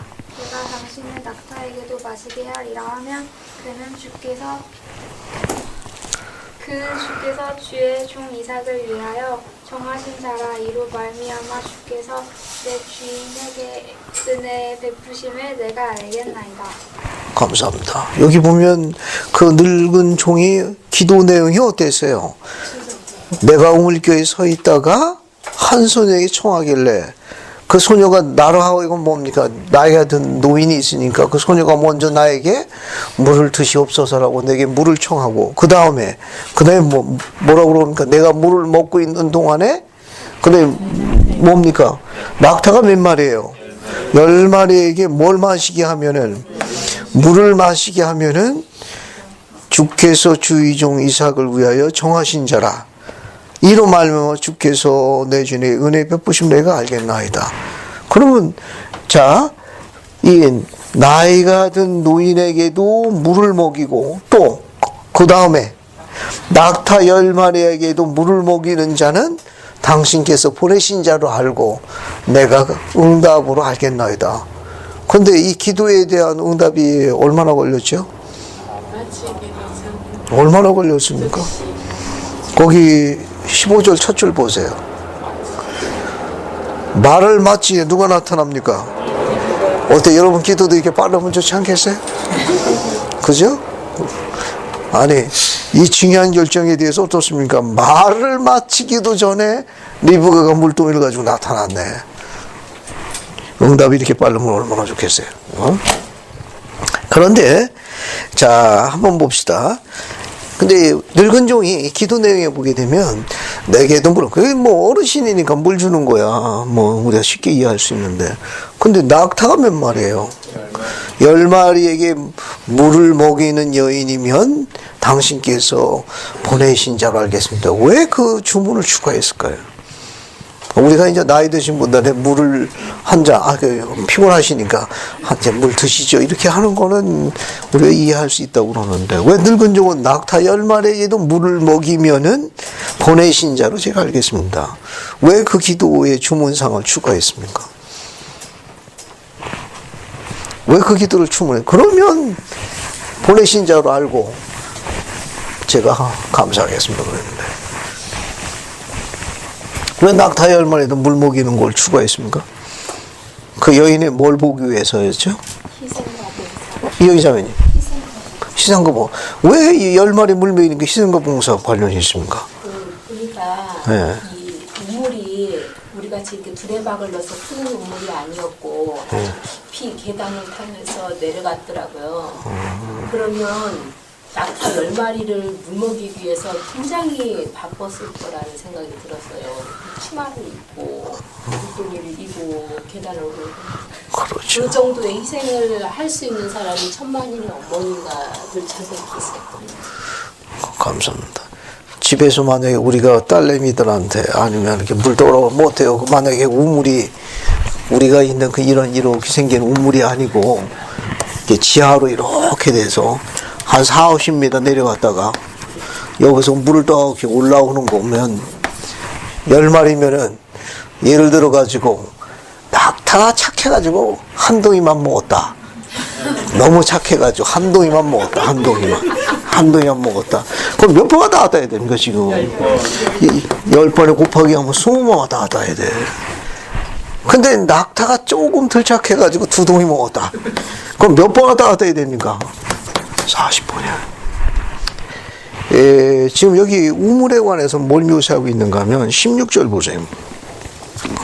그 소녀는 보기에 심히 아름답고 지금 그 남자가 가까이 하는 처녀더라. 그가 우물로 내려가서 그 물을 물동이 씌워서 올라오는지라. 그렇죠? 16절 보면 다운이야, 다운. 내려갔다가 물을 길러서 올라왔다고 그랬으니까. 이건 아까 이야기한 그 사막 유목 지역에 그 모래폭풍이 심해가지고 이 우물을 이렇게 만들면 우물을 못 쓴답니다. 그래서 지하로 팠다고 그래요. 그래서 이 위에다가 이렇게 움막처럼 덮개를 해서 막았답니다. 이 문을 열고 들어가서 물을 떠서 나와야 돼. 이런 우물이 중동시방에 많이 있다는데, 심지어 이거 이제 40-50m, 어떤 거는 굉장히 깊이 파고 내려간다. 우리가 뭐 1-20m 정도가 아니에요. 하여튼 뭐 최하 40-50m 이상 파 내려가야 된다고 그러더라고. 이것도 계단으로 돼 있고. 이게 쉬운 게 아니에요. 착한 낙타 10마리였으면 한 동에 해가지고 이렇게 왔다 갔다 해야 되니까, 그 여인들이 이렇게 어깨에 이렇게 지그질 만한 사이즈입니다. 그 물동이 사이즈가. 근데 낙타는 한 번 물을 채우게 되면 여러 개월 동안 먹을 만큼의 양을 채운다고 그러네. 무지막지하게 채우는 거예요. 그나마 착한 약대면은 몰라도, 리브가 불쌍하니까 우리 한 동이로 하자 이렇게 했으면 모를까. 쉬우니. 그런 게 결국 뭘 이야기하는 거냐. 그 딸의 그런 어떤 헌신, 봉사, 희생, 그런 게 집약적으로 되는 거. 그것도 어떻습니까? 그냥 한 번 내려갈 때 30분, 두 번째는 2시간, 이렇게 걸린 게 아니라 그냥 안 보이게, 발이 안 보일 정도로 신속하게 행동하는 거예요. 아주 그냥 한 번 내려가서 나올 줄을 모르네. 그게 아니고 아주 빠른 동작으로 임무를 수행했습니다. 자, 그 다음에 이제 19절 보세요. 19절 보면, 그, 나이 드신 늙은 종이 어르신이 다 마시기를 다 하고 이럴 때, 당신의 낙타로 해서 물을 길어 그것들도 배불리 마시게 하리다 하고, 그리고 어떻게 움직였습니까? 20절에. 급히 물동임을 구해붓고 다시 길을 우물로 달려가더라. 어때? 여러분들 집에서 뭐 분리수거 하라 뭐 시키면 어떻게 합니까? 거북이처럼 움직이는 거 아니에요? 여기는 어땠습니까? 그냥 달려가서. 그래서 리브가가 얼만큼 잘 준비된, 그런 봉사나 희생에 대해서 잘 훈련된, 잘 준비된 여인이라는 걸 묘사하는 겁니다. 이거 볼 때마다 참 재밌어요. 20절에 급히 다시 기르려고 우물로 달려가더라. 아파트 생활하니까 이제 분리수거도 해야 되고 음식물 쓰레기도 버려야 됩니다. 근데 어떠냐, 우리 자녀들 같은 경우, 예를 들면 저 싫어하겠지만 어때요? 그냥 이렇게 급히 달려가는 게 아니라 거북이하고 뭐 시험하는 거 비슷하지. 분리수거 해야 된다, 음식물 알았어요. 이따가 저녁에 회의 하루답게 한 다음에 할게요. 뭐 삼경이 가고 이게 어때요? 이게 새벽별이 보여도 꿈쩍도 안 하네. 그럼 이성구 읽어주면 돼요. 이성구. 급히 달려가더라. 아마 늙은 종이 했던 것, 이런 부분도 염두에 둔 것 같습니다. 이거는. 그 뒤에 보게 되면은 이제 28절 보세요. 소녀가 달려가서 할 때 영감역에는 집으로라는 단어가 추가되어 있습니다. 여기 24장 28절에 소녀가 집으로에서 집으로가 하나 더 들어가 있어요. 그 다음에 이제 이 일을 어머니 집이라고 되어 있는데, 영감역에는 어머니에게 알렸다라고 뒤에 붙은 조사가 바뀌었습니다. 그래서 소녀가 집으로 달려가서 이 일을 어머니에게 알렸더라. 이게 더 정확한 표현입니다. 리브가에게 오라버니인데, 오라버니 이름이 뭐예요? 라반입니다. 라반. 이게 고대의 이 결혼에 관련되는 건 아버지하고 오라버니가 있을 때는 그 오라버니 발언권이 강했답니다. 오빠 발언권이 강했대요. 왜냐하면 이제 뒤에 보게 되게 되면은 늙은 종이 그 집에 가서 다 이야기를 합니다. 그래서 49절부터 51절까지 한번 읽어볼게요. 서유정 자매님 한번 읽어봅시다. 49절부터 51절까지. 그때 동생들이 인자함과 진실함으로 내 주인은 대접하려 하거든 내게 알게 해주시고 그렇지 아니할지라도 내게 알게 해주셔서 내가 우로든지 저로든지 행하게 하소서. 라반과 부드엘이 대답하여 이르되 이 일이 여호와께로 말미암았으니 우리는 가부를 말할 수 없노라. 리브가가 당신 앞에 있으니 데리고 가서 여호와의 명령대로 그를 당신의 주인의 아들의 아내가 되게 하라. 감사합니다. 그래서 이 리브가를 내 주인의 아들의 아내로 맞이하는 데서 결정해달라. 그랬더니 그 결정에 대해서 50절 보게 되면 라반과 부들 중에 누가 먼저 나와 있어요? 라반이 먼저 나왔죠. 부두엘은 아버지고 부두엘은 아버지입니다. 라반이 오라버니에요. 오빠예요. 그래서 오라버니 이름이 앞에 나온 것은 그가 훨씬 더 그 문제에 대해서 발언권을 갖고 있다는 걸 암시하는 것을 설명하고 있습니다. 자, 그래서 거기 보게 되면 우리가 이제 가부를 말할 수 없다. 우리는 뭐 하나님께서 명하신 일이라면은 그 리브가를 데리고 가거라. 그러나 가가지고 본인한테 물어봐라.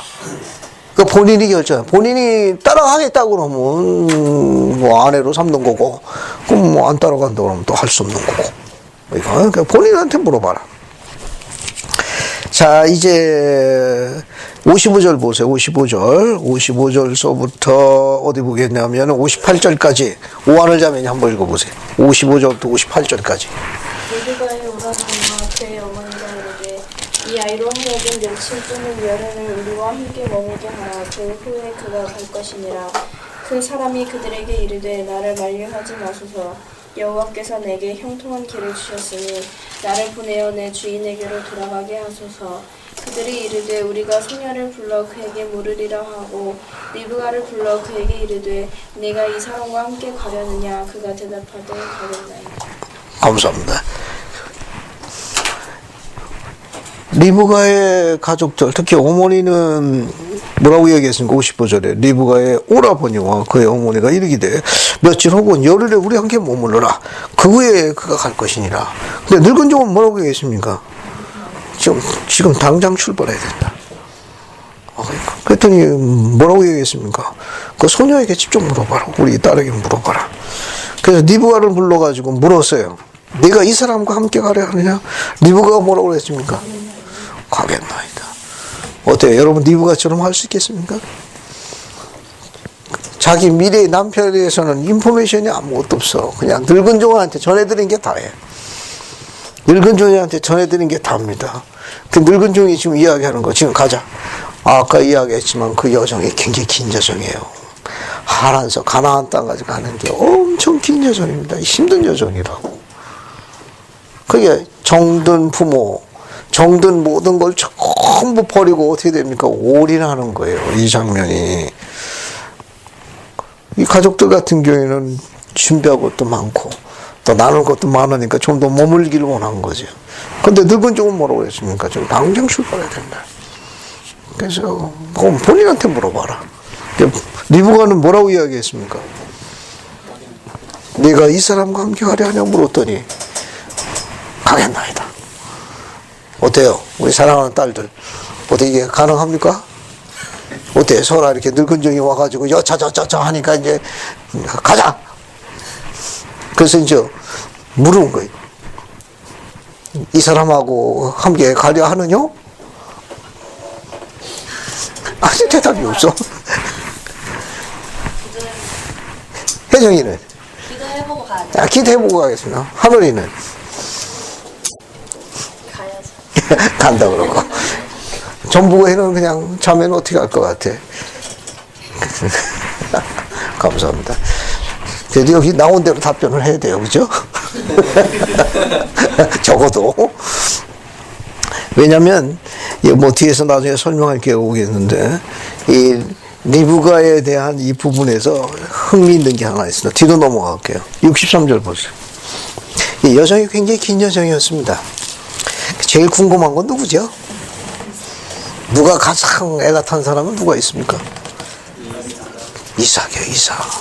만약에 늙은 종이 혼자 오면 어떻게 될 것 같아요? 이삭은 하늘이 무너지는 것 같을까요? 만약에 혼자 왔다 그러면 이거 말할 수 없는 그런 설명할 수 없는 그런 아마 허전함이 있었을 거예요. 왜냐면은 지금 어머니 사라가 죽은 겁니다. 지금 장이 24장 안에요. 그죠? 23장 1절에 뭐라고 되어 있습니까? 23장 1절에 어머니가 돌아가셨어요. 사라가 127세를 살았으니 어머니가 돌아가셨어요. 그러고 나서 24장은 이 외로움과 허전함을 달래줄 아버지의 배려입니다. 근데 만약에 늙은 종이 갔다가 그 아주 오랜 기간 동안에 여정 끝에 만약에 오는데 혼자 왔다. 이거 설명하기 쉽지 않겠죠. 그 허전함과 설명할 수 없을 만큼의 외로움이 감쌌을 거예요. 그래서 가장 애가 타시는 분 아마 이삭이었을 거예요. 경전의 고대 기록은 이렇게 단축되어 있습니다. 63절부터 시작해가지고 67절까지 잉크스는 한번 읽어보세요. 이삭이 저물 때 들에 나가 묵상하다가 눈을 들어보매 약대들이 오더라. 리브가가 눈을 들어 이삭을 바라보고 약대에서 내려 종에게 말하되 들에서 배회하다가 우리에게로 마주오는 자가 누구뇨? 종이 가로되 이는 내 주인이니이다.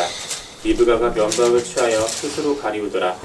종이 그 행한 일을 다 이삭에게 고하매 이삭이 리브가를 인도하여 모친 사라의 장막으로 들이고 그를 취하여 아내를 삼고 사랑하였으니 이삭이 모친 상사 후에 위로를 얻었더라. 감사합니다. 저는 몇 절 안 되는데 이삭이 늙은 종이 떠난 날부터 오는 날까지 해 저물 때 들에 나가서 뭐 했다고 그랬습니까? 그 단어를 잘 보세요. 이삭이 저물 때 들에 나가 늙은 종이 떠났습니다. 자신의 미래의 반려자를 위해서 여정을 떠났어요. 그래서 돌아오는 날까지 매일 날마다 저물 때 들녘에 나아가 묵상하다. 무슨 생각했을까요? 이삭이 해 저물 때 석양을 바라보면서 이 묵상이라는 단어가 오랜 명상의 삶이다 뜻인데 무슨 생각했을까? 혜정이 이삭이 해 저문 석양을 저녁노를 바라보면서 여러 시간 동안 뭔 생각했을 것 같아? 누가 오나 김성영 자매는 이삭이 뭐 생각했을 것 같습니다. 했을 것 같아요. 해저문 누가 오나 전부의 자매는 누가 오나 전부 오나 무슨 생각했을 것 같아? 아니 여기 말고 지훈이가 더 낫다.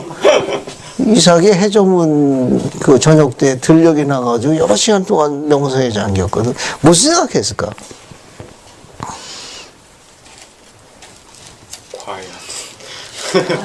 과연. 초조했을 것 같아요. 과연 늙은 종을 따라서 정말 따라오는 여자가 있을까? 아마 생각을 많이 했을 가능성이 높습니다.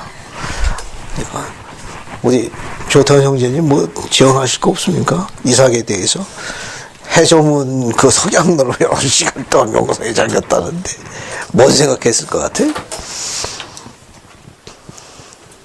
이런 생각도 했을 것 같아요. 우스갯소리로. 혹시 마음에 들지 않는 여자 오면 어떡할까? 그러네. 그거 심각한 거야, 그지? 돌려보낼 수도 없잖아. 거기까지 생각을 못했네. 이거 환불이 안 되잖아요. 참 늙은 종은 얼마나 민망했을까. 또 다시 간다고 할 수도 없고. 고대 이기록에서 시사하는 바가 굉장히 많습니다. 아버지 아브라함의 지혜가 돋보이는 거예요. 이 아버지 아브라함은 이삭에게 아내가 하나님의 선물이라는 걸 가르쳐야 했던 의도가 아주 강합니다.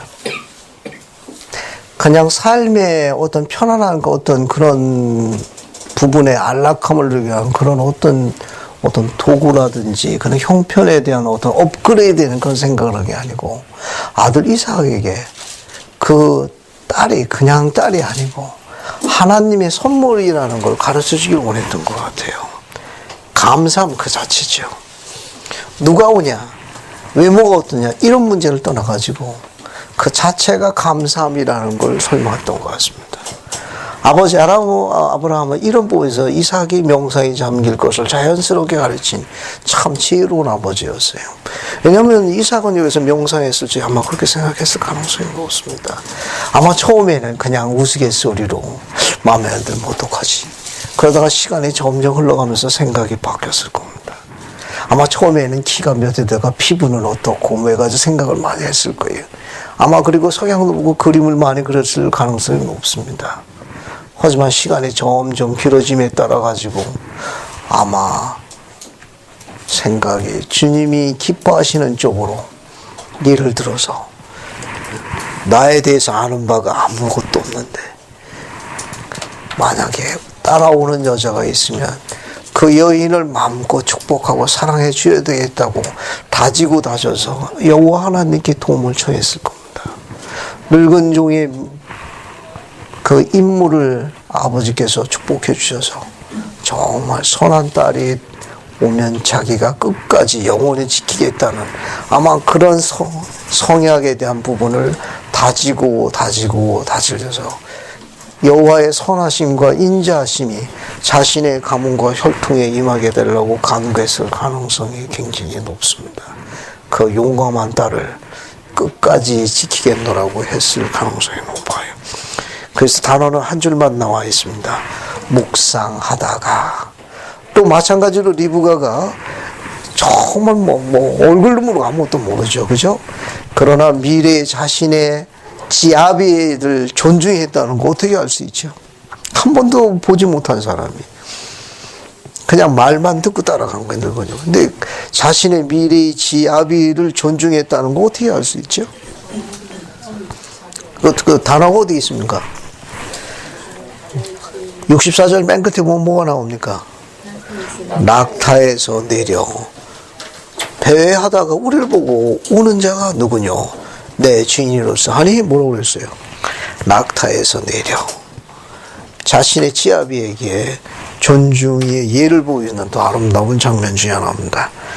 자, 이삭은 리브가를 얼마나 사랑했나요? 얼마나 사랑했습니까? 경전의 저자는 한 문장으로 묘사했습니다. 그 67절 보시게 되면 이삭이 리브가를 인도하여 그 어머니 사라의 장막으로 데리고 그를 맞아요. 뭐하고?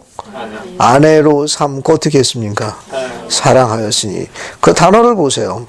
자, 그를 맞아요. 아내로 삼고 사랑하였으니. 오늘은 여기까지만 해야 될 것 같나요? 여기 보세요. 사랑해서 결혼했습니까? 결혼하고 열심히 사랑했습니까? 성국 어떻게 되어 있어요? 사랑하는 이삭 리브가하고 결혼한 거예요? 아니면 결혼하고 나서 지금부터 우리는 열심히 사랑하는 겨 하고서 열심히 사랑한 겁니까? 어느 쪽에? 경전의 기록이 재밌지 않습니까? 우리는 어때요? 사랑하는 사람과 결혼을 해달라고요. 확신을 요구하죠. 느낌을 요구하고. 근데 여기 우리가 갖고 있는 창세기 24장 67절은 내용이 다르네요. 결혼을 먼저 했습니다. 그 다음에 어떻게 했어요? 열렬히 사랑했습니다. 왜 그렇죠? 우리는 사랑하는 사람하고 확신과 그 부분에 대해서 분명한 느낌을 가지고 결혼할 것을 요구하는데 우리는 이제 그걸 요구하는 어떻습니까? 그런 부분에 느낌이 없어요. 확신이 자꾸 줄어들거든요. 아주 점잖게 이야기하죠. 아주 좋게. 계시는 제가 받아야 되는데 왜 원장님이 받으시죠? 아우 미안해. 내가 계시를 잘못 받았는겨. 배우자는 본인이 계시받는다 가르치는데 어떻게 된 겁니까? 아유 미안하네. 그 창세기 24장 57장 어떻게 되어 있습니까? 결혼하고 사랑한 거예요. 유인물 하나 보겠습니다. 어디 보시는가 하면은 그 유인물 한번 볼게요. 어디 보시는가 하면은 여기 그 맨 밑에 몇 장이 오면 29-2라고 되어 있는 거 맨 밑에 있는 문장 보세요. 맨 밑에 있는 영문으로 되어 있는 거 있습니다. 거기까지만 할게요. 영문 봤습니까? 맨 밑에 있는 거 보세요. 스펜서블 킴볼. 찾았습니까? 왜 스펜서블 킴볼 해자는 건가? Don't just pray to marry the one you love. Don't just pray to. 그렇게 기도하지 마십시오. 결혼하게 해달라고. 단지 결혼하게 해달라고. 누구와? The one you love. 예. 여러분이 사랑하고 있는 사람과 결혼하게 해달라고 단지 그렇게만 기도하지 마십시오. Instead, 그렇게 기도하는 대신에, 즉 사랑하는 사람과 꼭 결혼하게 해주세요 라고 기도하는 대신에 Pray to love the one you marry. 여러분이 결혼하는 사람을 사랑할 수 있도록 해주세요 라고 간구하십시오. 스펜서블 킴볼. 이게 성구하고 맞네. 그죠? 여러분이 기도할 적에 사랑하는 사람과 결혼하게 해주세요 라고 단지 그렇게 기도하지 말고 그 대신에 내가 결혼하는 그 여자를 끝까지 지키고 열심히 사랑할 수 있도록 도와주세요 라고 기도하는 게 훨씬 더 지혜롭고 현명한 기도다, 그런 말입니다. 앞에 보세요. 결혼 성약에는 새 힘을 허락하십니다. 오늘 대부분의 많은 젊은이들이 사랑하는 사람과 확신과 느낌으로 결혼하는 것도 맞아요. 하지만 경전의 저자의 기록은 그렇지 않은 더 나은 방법에 대한 다른 것도 가르치고 있습니다. 성약입니다. 지금 경전의 저자가 24세 가르치는 것은 아버지 리아이는, 자, 왜 WDI 나오냐? 아브라함은 가나안 족속에서 딸을 찾지 말고 내 고향 내 족속에 가서 하는 저 결혼은 성약 결혼의 특징을 이야기하는 거예요. 성약에 충실한 사람을 찾아서 합당한 장소에서 합당한 권능으로 결혼하면 전능하신 분께서 이 세상에서 가나안 족속들이 하는 사랑과는 다른 차원의 사랑에 새 힘을 주신다는 걸 저자가 강조하고 있는 내용입니다. 꼭 사랑하는 사람과 결혼을 하게 해달라고 하는 기도의 내용보다 더 중요한 것은 성약이라는 결혼입니다. 이 성약으로 맺어진 이 결혼은 하나님께서 새 힘과 새로운 그런 부분에 대한 충만함을 허락하십니다. 새로운 세상을 열게 해줍니다. 그래서 경전의 저자는 이런 가르침을 통해 가지고 우리 젊은이들이 결혼이라는 것에 대한 시각을 그냥 단지 결혼한다는 것, 느낌과 확신에 대한 그런 부분 말고 성약에 충실하도록 생활하는 합당한 사람들을 찾고 또 그렇게 준비해서 합당한 거룩한 장소에서 합당한 거룩한 권능으로 결봉되어질 적에 하나님께서는 그 젊은이들이 지금까지 누리지 못했던 다른 차원의 사랑의 힘과 능력을 허락하신다는 걸 담아놓은 내용입니다. 그래서 아주 아름다운 그런 부분이에요. 그래서 김부 회장님이 이야기한 대로 오늘 결심하십시오. 그냥 꼭 사랑하는 사람과 결혼하게 해달라고 기도하는 것보다는 성약으로 맺어진 내 남자를, 내 여자를 끝까지 영원히 사랑하고 지킬 수 있는 힘을 전능하시게 간구하는 게 훨씬 더 나은 결혼에 관한 기도라는 사실입니다. 그래서 합당한 사람을 찾기보다는 먼저 거룩한 남자가 되도록 준비하는 게 우선입니다. 그것을 도와달라고 기도해야 돼요. 또 합당한 하나님의 딸이 될 수 있도록 그런 부분에 대해서 주님께 간구함이 옳은 일입니다. 그러면 주님께서 지금 이야기한 대로 그런 과정에 관한 부분을 축복하실 거예요. 그래서 이 결혼이라는 서약도 그러한 결혼이라고 지금 성약 결혼을 이야기합니다. 성약 결혼에는 세상에 알지 못하는 이게 사랑하는 힘, 지키는 힘, 지금까지 알지 못했던 다른 차원의 그런 세상의 문을 여는 힘과 열쇠를 갖고 있다는 걸 묘사한답니다. 모쪼록 그런 부분에서 고대의 경전 내용을 한번 좀 확인해 주시면 되겠어요. 다음 주에는 뒤에부터 나갑니다. 그래서 25장부터 시작해가지고 여러분 창세기 끝부분까지 36장까지 한번 쭉 읽어갖고 오십시오. 시간이 나면 37장까지 읽어보면 더 좋습니다. 오늘 여기까지 하겠습니다. 예수 그리스도 나옵니다. 아멘.